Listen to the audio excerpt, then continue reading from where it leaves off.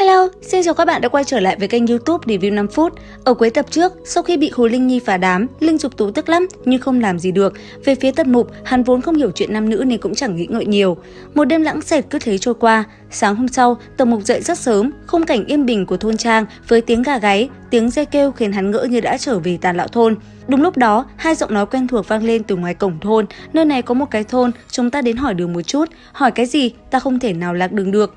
Tần Mục nhìn về phía thanh âm phát ra thì liền thấy một người mù chống gậy tre và một ông lão râu ria xồm xoàm, chỉ có nửa người trên đang cãi vã. Nhìn thấy Mù Gia Gia và Đồ Tể, hắn mừng rỡ vội chạy ra ôm chầm lấy hai người. Người mù rất nhớ hắn nhưng vẫn tỏ vẻ không quan tâm. Ông không ngừng càu nhàu chuyện Đồ Tể liên tục dẫn ông đi lạc đường, từ Tái Ngoại chạy một vòng về tận Đại Khư.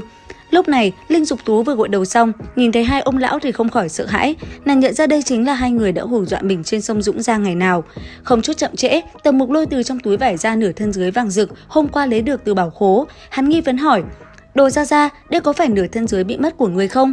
Đồ Tể xem xét, dùng đao cắt thử. Ngay khi thấy tinh huyết màu vàng chảy ra, ông chậm rãi đáp: Không phải, đây hình như là của Vu Tôn. Ta đã đấu với lão già này, rất quen thuộc tinh huyết của hắn. Nghe vậy, Tần Mục bừng tỉnh, hắn tự tin nói: Nếu nửa thân dưới của Vu Tôn ở đây, vậy nửa người dưới của Đồ Gia Gia nhất định đang ở trên người Vu Tôn.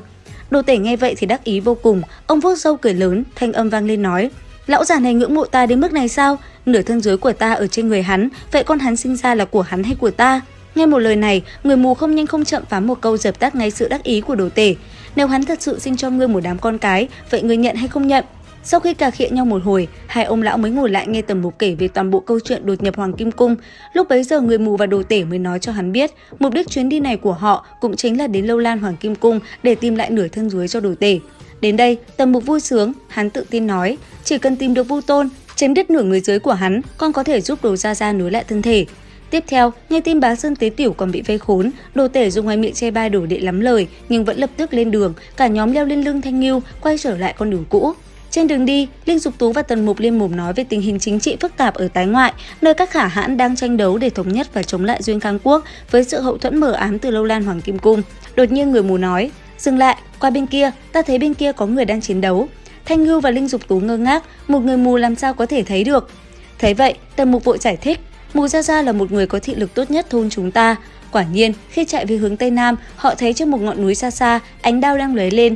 Đến gần hơn, cảnh tượng vô cùng kinh hoàng.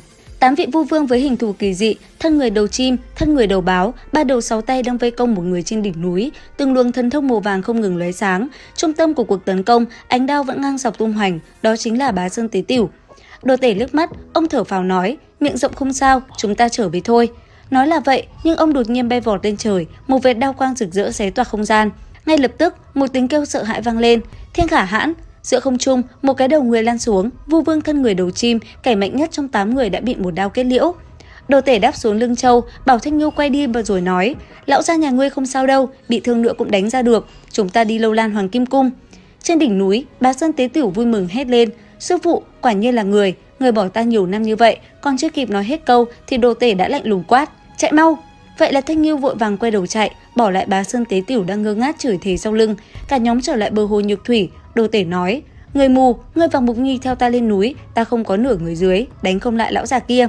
Đứng trước hồ, Đồ Tể hít một hơi thật sâu, ngay tức khắc, số cuộn mây tuôn, mây trắng trên trời bị hút hết vào bụng ông. Sau đó, ông thổi ra một hơi, toàn bộ hồ Nhược Thủy bị nhấc bổng lên không như một vùng biển dựng đứng, rồi bị thổi bay vào trong dãy núi tuyết.